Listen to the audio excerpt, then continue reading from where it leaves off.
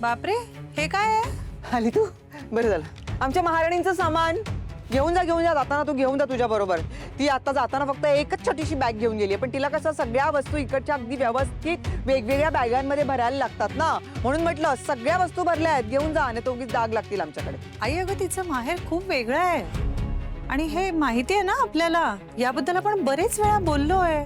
आपल्या घराचं तसं नाहीये, घर लहान आहे, त्यामुळे जर घरात कोणी आलं तर बाकीच्यांना थोडं समजून घ्यावं लागणार.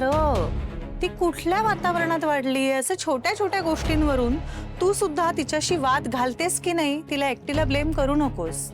आता सासू तू सुद्धा पहिल्यांदाच झाली आहेस ना, नाहीये ना अनुभव सासूपणाचा, त्यामुळे चुका तुझ्याकडनं सुद्धा होऊ शकतात. तू हे मान्य कर आणि मला वाटतं तिच्याशी शांतपणे बोलून तिला घरी परत घेऊन यायला हवं. काल आलेल्या मुलीबद्दल तू मला बोलतेस? मला नको सांगू तिच्याबद्दल काही. माजोरडी कुठली, श्रीमंतीचा माज आहे तिला, माज.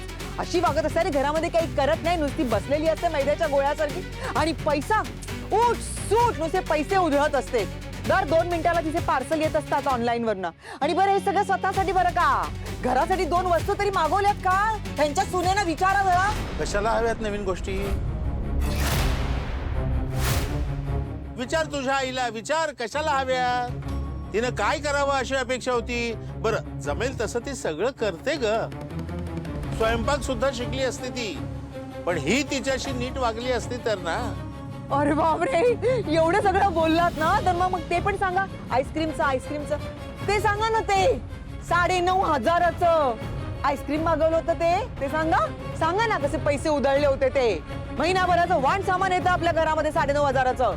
आई, मी राहते त्या घरात, ते खरंच 9,500चं आईस्क्रीम खातात. अगं ती मोठी गोष्ट नाहीये त्यांच्यासाठी. तेच सांगू नकोस मला तू. माहितीये मला त्यांचं घर कसं आणि आपलं घर कसं आहे. अगं लग्न होऊन किती दिवस झाले सांग? एवढेच दिवस झालेत ना, हाताच्या बोटावर मोजण्या इतके.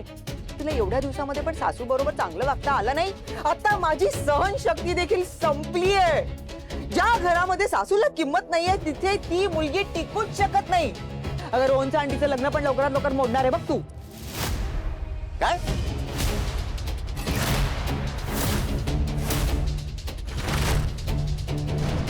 त्या गोष्टीवरून किती टोकाचं बोलायचं आई?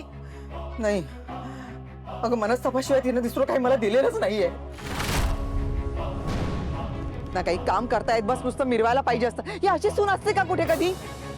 आई ऐक ना, मुळात ना तुझ्या सुनेच्या कल्पनेमध्ये चोख बसावं असं म्हणून तिने लग्नच नाही केलंय. तिचं रोहनवर प्रेम आहे, ह्यासाठी त्या दोघांनी लग्न केलं की नाही? त्या दोघांना एकत्र आयुष्य घालवायचंय म्हणून ती इथे आली.